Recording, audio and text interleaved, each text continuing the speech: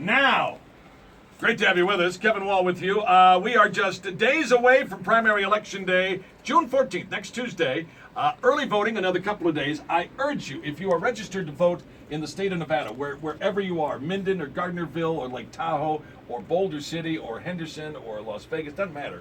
On your lunch hour today, do me a favor and just go out and vote. Find an early voting place. It doesn't have to be near where you live or even where you work. If you pass one, stop in, vote, exercise your right. What we are doing right now is being joined by Dr. Annette Teijeiro. She is running in Congressional District 3, closing arguments, the final days before the primary election on Tuesday. And first of all, talk a little bit about where your campaign is right now, these final days. I know you've done the fundraising, you've walked neighborhoods, you've done a whole lot of stuff like that. But what are these final days all about for a candidate in CD3?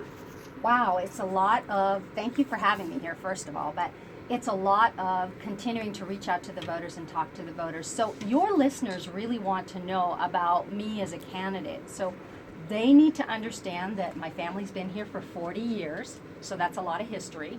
I have been a practicing physician, licensed physician for over 23 years.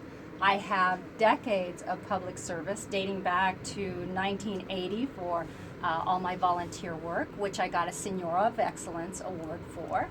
And I've also been interfacing as a citizen advocate for over 15 years in the state legislature when it comes to health care, when it comes to perhaps some education, because I'm a homeschool mom, and also parental rights. I have represented the state of Nevada in Washington, D.C. over the endoscopy hepatitis C CDC investigation that was in 2006. I have been there to represent us on parental rights because Nevada actually has a very strong parental rights, which was passed in the 2013 legislative session, and gladly I was able to represent Nevada in Washington, D.C. on that one too.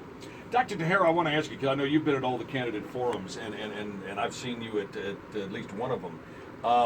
You've had a chance to analyze the other 6 candidates. What is it that makes you stand out? What is the one thing or two things that you see in yourself where you say, I'm different than this one, I'm different than Roberson or Tarkanian or Andy Matthews? When you look at the other 6 candidates, what sets you apart? Well, that is a very interesting question. I'm sure your listeners want to understand that A, I've never been a paid lobbyist. Andy Matthews has been a paid lobbyist. I think they want to understand that I'm not a lawyer. Danny Tarkanian and Michael Roberson are lawyers. Over half of Congress is composed of lawyers, and we know where that has gotten us. The other thing that they need to know is that my money, my funding, does not come from lobbyists and special interests. A lot of my opponents, both Fiore, Matthews, Roberson, and Tarkanian, all receive special interest money. Most of it, by the way, outside of Congressional District 3. The majority of my funding is inside of Congressional District 3. I know that Donald J. Trump is always saying, I'm self-funding, I'm self-funding. Have you self-funded any of your campaign?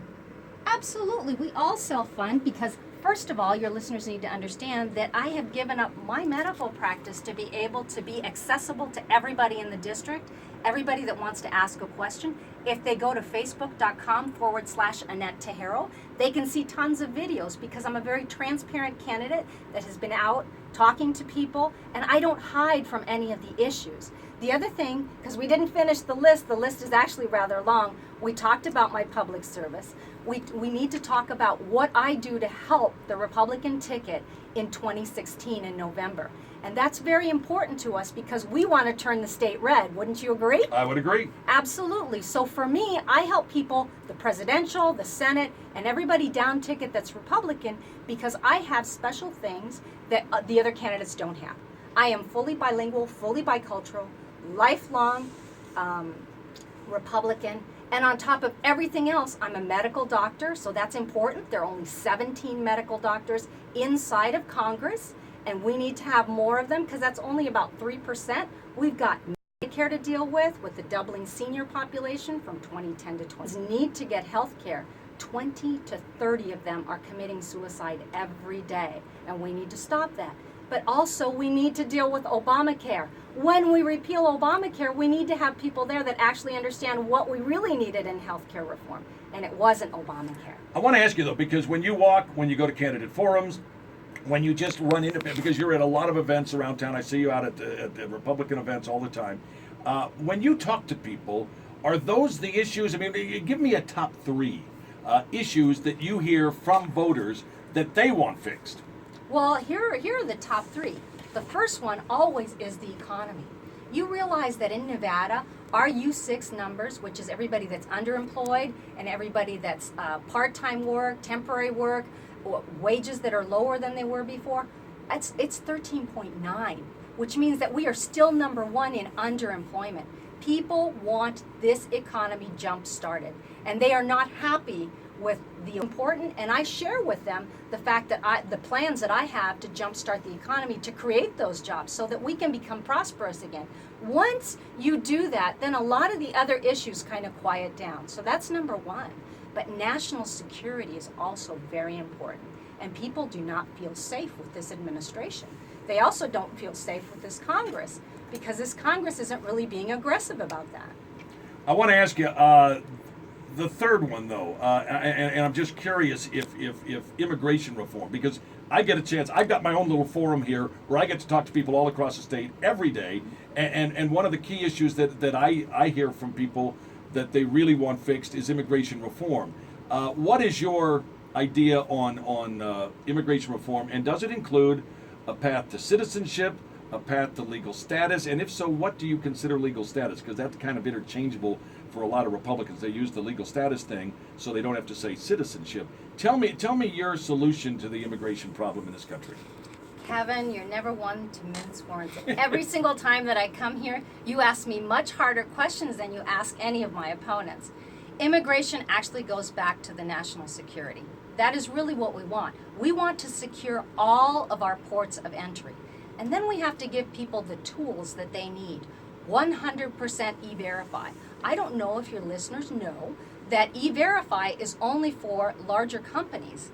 And we need to have that so that everybody has to use E-Verify, because that closes the door to the opportunists that come here from foreign countries that didn't come here legally to stay here and to flourish here on our dime, on our having legal people come in. So the infrastructure is taxed by people who kind of self-import themselves to the U.S. So those things are very important. All ports of entry means that it doesn't just involve a wall. We're in the 21st century.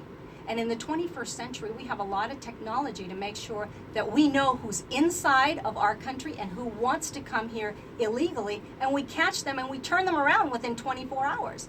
These things make common sense. So, you know, what we do with the people that are inside will involve several things. One of them is the cost. Is it really worthwhile to turn our economy upside down to export everybody that's come here illegally? Or do we have to treat people individually as we should, common sense wise? If they are in an industry that is overwhelmingly manned by this type of labor, then we need to look at that, because that's part of human trafficking, and it also goes into drug trafficking and sex trafficking.